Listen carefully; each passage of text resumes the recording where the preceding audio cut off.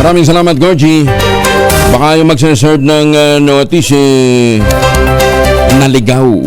Baka gumamit ng Google Map pa. Ay, eto ha. Patay ang 3 katao matapos sundan ang daang itinuro ng Google Map na humantong sa isa palang putol na tulay.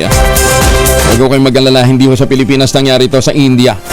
Sa ulat, patungo ang grupo ko sa isang wedding event sa Uttar Pradesh State. Ito ay sa Northern India nang mahulog ang kanilang sasakyan sa Ramganga River mula sa tulay na hindi pa pala tapos ang konstruksyon.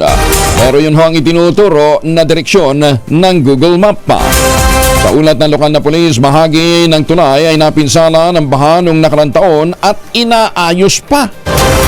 Nakikipagtulungan naman ang Google sa Indian authorities upang imbestigahan ang naturang insidente.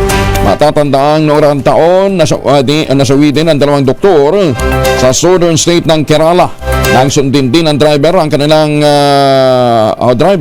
kanilang sinasakyan ang daan na itinuturo naman ng Google Map.